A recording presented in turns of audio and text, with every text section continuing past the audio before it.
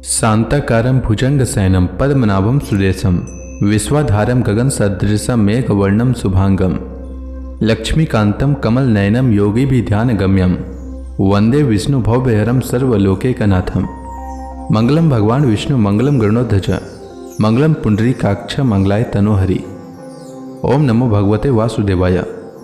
आज का दिन आप सभी के लिए मंगलमय हो। आइए सुनते हैं ज्येष्ठ मास कथा का 7वां अध्याय।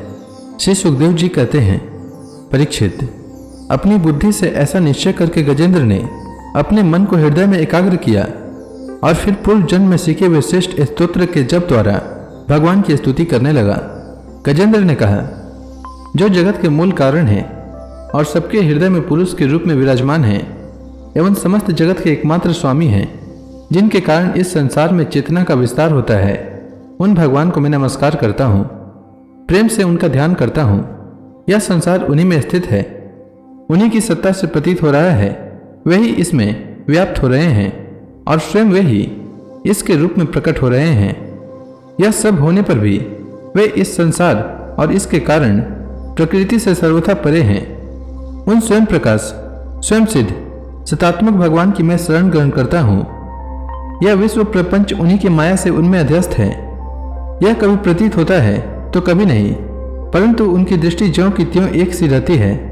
वे इसके साक्षी हैं और उन दोनों को ही देखते रहते हैं। वे सबके मूल हैं और अपने मूल भी वही हैं। कोई दूसरा उनका कारण नहीं है। वे समस्त कार्य और कारणों से अतीत प्रभु मेरी रक्षा करें। प्रलय के समय लोक, लोकपाल और इन सब के कारण संपूर्ण रूप से नष्ट हो जाते हैं। उस समय केवल अत्यंत घना और गहरा अंधकार ही अंधकार रहता है, परंतु अनंत परमात्मा सबसे सर्वथा परे विराजमान रहते हैं। वही प्रभु मेरी रक्षा करें। उनकी लीलाओं का रहस्य जानना बहुत ही कठिन है। वे नट की भांति अनेकों वेश धारण करते हैं। उनके वास्तविक स्वरूप को न तो देवता जानते हैं और न ऋषि ही। फिर दूसरा ऐसा कौन प्राणी है जो वहां तक जा सके और उसका वर्णन कर सके। वे प्रभु मेरी रक्षा करें, जिनके परम मंगलमय स्वरूप का दर्शन करने के लिए महात्मा गण संसार की समस्त आसक्तियों का परित्याग कर देते हैं और वन में जाकर अखंड भाव से ब्रह्मचर्य आदि अलौकिक व्रतों का पालन करते हैं तथा अपने आत्मा को सबके हृदय में विराजमान देखकर स्वाभाविक ही सबकी भलाई करते हैं। वही मुनियों के सर्वस्व भगवान मेरी सहायक हैं। वही मेरी गति हैं। न उनके जन्म कर्म हैं और न नाम रूप। फिर उनके संबंध में गुण और दोष की तो कल्पना ही कैसे की जा सकती है। उन्हीं अनंत शक्तिमान सर्वेश्वर मैं परब्रह्म परमात्मा को मैं नमस्कार करता हूँ। वे अरूप होने पर भी बहुरूप हैं। उनके कर्म अत्यंत आश्चर्यमय हैं। मैं उनके चरणों में नमस्कार करता हूँ।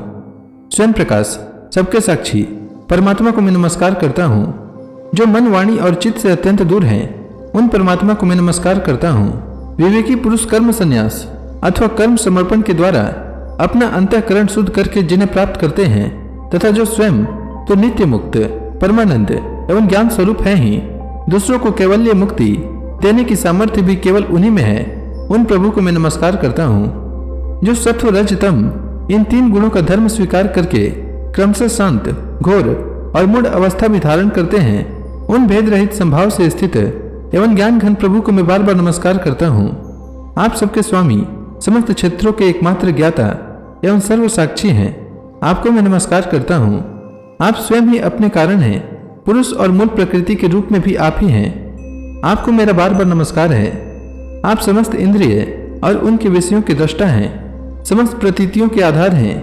अहंकार आदि छाया रूप असत वस्तुओं के द्वारा आपका ही अस्तित्व प्रकट होता है। समस्त वस्तुओं की सत्ता के रूप में भी केवल आप ही भास रहे हैं। मैं आपको नमस्कार करता हूँ। आप सबके मूल कारण हैं। आपका कोई कारण नहीं है तथा कारण होने पर भी आप में विकार या परिणाम नहीं होता, इसलिए आप अनोखे कारण हैं। आपको मेरा बार बार नमस्कार है। जैसे समस्त नदी, झरने आदि का परम आश्रय समुद्र है, वैसे ही आप समस्त वेद और शास्त्रों के परम तात्पर्य हैं। आप मोक्ष स्वरूप हैं और समस्त संत आपकी ही शरण ग्रहण करते हैं, अतः आपको मैं नमस्कार करता हूँ। जैसे यज्ञ की काष्ठ अग्नि में अग्नि गुप्त रहती है, वैसे ही आपने अपने ज्ञान को गुणों की माया से ढक रखा है। गुणों में शोभ होने पर उनके द्वारा विविध प्रकार की सृष्टि रचना का आप संकल्प करते हैं।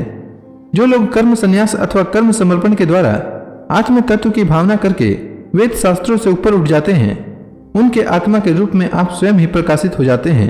आपको मैं नमस्कार करता हूँ, जो अविनाशी, सर्वशक्तिमान, अव्यक्त, इंद्रियातीत और अत्यंत सूक्ष्म है, जो अत्यंत निकट रहने पर भी बहुत दूर जान पड़ते हैं, जो आध्यात्मिक योग अर्थात ज्ञान योग या भक्ति योग के द्वारा प्राप्त होते हैं। उन्हीं आदि पुरुष, अनंत एवं परिपूर्ण परब्रह्म परमात्मा की मैं स्तुति करता हूँ। आपकी माया अहम बुद्धि से आत्मा का स्वरूप ढक गया है, इसी से यह जीव अपने स्वरूप को नहीं जान पाता। आपकी महिमा अपार है। उन सर्वशक्तिमान एवं माधुरी नदी भगवान की मैं शरण में हूँ। श्री सुखदेव जी कहते हैं, परीक्षित, गजेंद्र ने बिना किसी भेदभाव के निर्विशेष रूप से भगवान की स्तुति की थी, इसलिए भिन्न भिन्न नाम और रूप को अपना स्वरूप मानने वाले ब्रह्मा आदि देवता उसकी रक्षा करने के लिए नहीं आए। उस समय सर्वात्मा होने के कारण सर्वदेव स्वरूप स्वयं भगवान श्रीहरि प्रकट हो गए। विश्व के एकमात्र आधार भगवान ने देखा कि गजेंद्र अत्यंत पीड़ित हो रहा है, अतः उसकी स्तुति सुनकर वेद में गरुड़ पर सवार हो चक्रधारी भगवान बड़ी शीघ्रता से वहां के लिए चल पड़े। जहां गजेंद्र अत्यंत संकट में पड़ा हुआ था, उनके साथ स्तुति करते हुए देवता भी आए। सरोवर के भीतर बलवान ग्रह ने गजेंद्र को पकड़ रखा था और वह अत्यंत व्याकुल हो रहा था। जब उसने देखा कि आकाश में गरुड़ पर सवार होकर हाथ में चक्र लिए भगवान श्रीहरि आ रहे हैं, तब अपनी सूंड में कमल का एक सुंदर पुष्प लेकर उसने ऊपर उठाया और बड़े कष्ट से बोला, नारायण जगतगुरु भगवान, आपको नमस्कार है। जब भगवान ने देखा कि गजेंद्र अत्यंत पीड़ित हो रहा है, तब वे एक बारगी गरुड़ को छोड़कर कूद पड़े और कृपा करके गजेंद्र के साथ ही ग्रह को भी बड़ी शीघ्रता से सरोवर से बाहर निकाल लाए।